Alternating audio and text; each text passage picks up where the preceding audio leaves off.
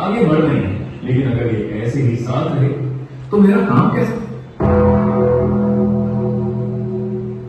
दुनिया बड़ी खूबसूरत जगह है, लोग साथ हैं, एक दूसरे के त्योहार मनाते हैं, एक दूसरे के दुख में खड़े होते हैं, बच्चे पढ़ रहे हैं, आगे बढ़ रहे हैं, लेकिन अगर ये ऐसे ही साथ रहे तो मेरा काम कैसे चलेगा?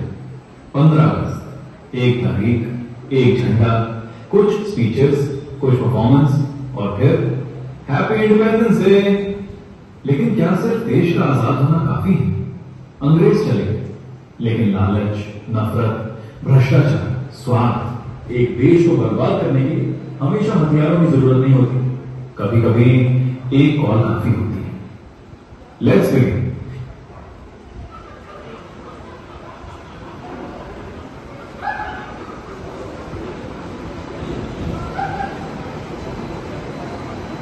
भाई इस बार ईद पर घर बुला रहा है ना?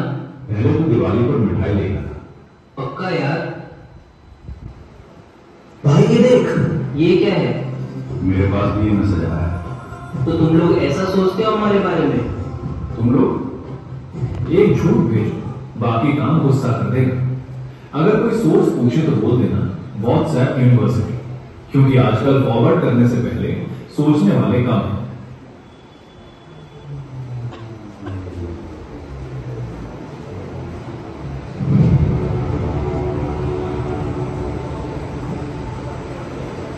धर्म से नहीं टूटे तो जाति से। तू यहाँ बैठने की औकात कैसे कर सकता है? औकात? तुम लोगों ने ही तो संविधान में लिखा है समानता का अधिकार। तो फिर आज भी मेरी औकात, मेरी जाति क्यों नाप रहे हो? हमारी पहचान हमारी जाति से नहीं, हमारी इंसानियत से होनी चाहिए। जहां धर्म से बात नहीं बनी वहां जाति। इंसान को छोटा कर दो, देश अपने आप छोटा लगने लगेगा।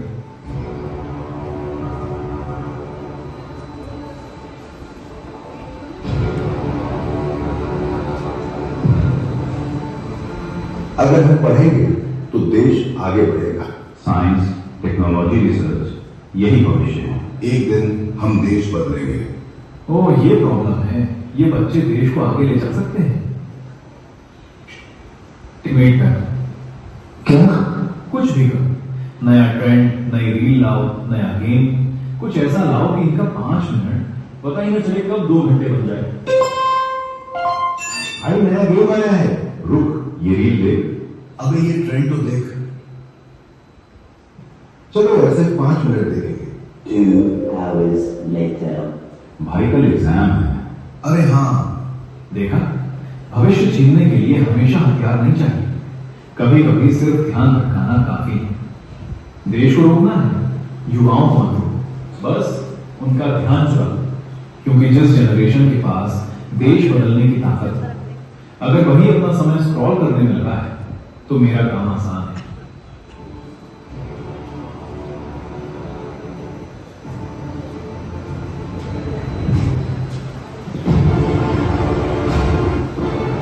हम अपनी बात कहेंगे, हम सवाल पूछेंगे, न्याय मांगते हैं। ये देखिए, देश के बच्चे ने अपनी आवाज ये सवाल पूछ रहे हैं। इनकी आवाज दबा दो। क्या छात्र अपनी मांगों को लेकर प्रदर्शन कर रहे हैं, लेकिन सवाल यह है, क्या लोकतंत्र में सवाल पूछने की आजादी भी जरूरी नहीं? हम देश के खिलाफ नहीं हैं, हम चाहते हैं कि देश हमें सुने, क्योंकि भाई सवाल पूछना कोई अपराध नहीं है। अरे कहना क्या चाहते हो? यही कि हमें सुनो। जब सवाल पूछने वाले से ही डर लगने लगे तो समझो लोकतंत्र को डर बाहर से नहीं, अंदर से है।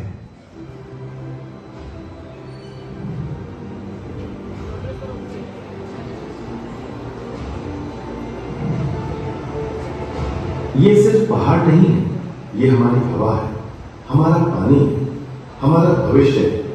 हमें प्रकृति बचानी है। अब लिखो। जी सर। काट वो। क्या? प्राकृतिक क्षेत्र को लेकर विकास और पर्यावरण के बीच सवाल उठाते रहे हैं। सवाल है, विकास होना चाहिए, अगर हाँ तो किस कीमत पर? आज पहाड़ काटोगे, कल हवा कहां से लाओगे? हवा? उसकी चिंता बाद में, पहले आज का फायदा देखा, कल का नुकसान कौन देखता है? Money follows, my brother. Money follows.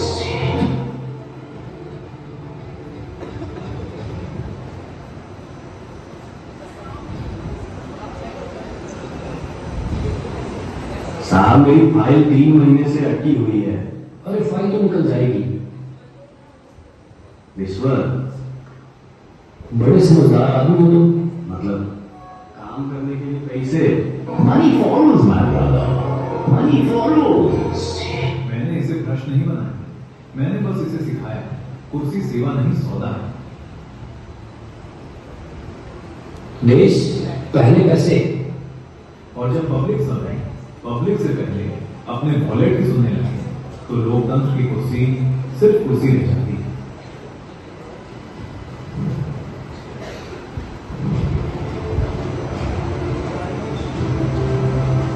एक देश कहीं धर्म के नाम पर लड़ रहा है, कहीं जाति के नाम पर, कहीं युवाओं की आवाज बढ़ी जा रही है, तो कहीं वे अपना फ्यूचर स्क्रीन में बिता रहे हैं, कहीं प्रकृति बिक रही है, कहीं जनता के हक की कीमत लग रही है। लेकिन इस सब के पीछे है कौन? हर बार एक फोन कॉल, हर जगह एक आदेश। आखिर है कौन वह?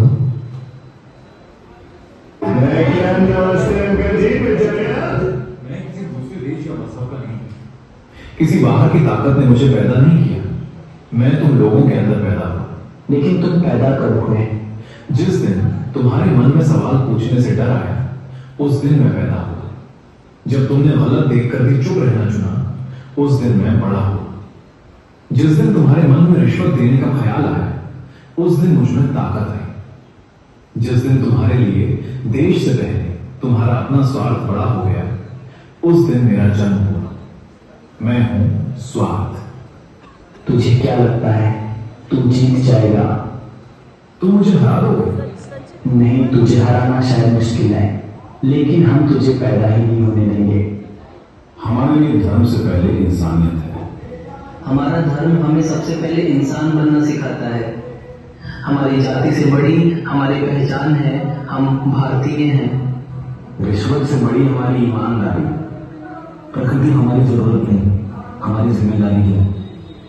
हम डिस्ट्रैक्शन में अपना भविष्य नहीं खोएंगे। हम सवाल पूछने से डरेंगे नहीं।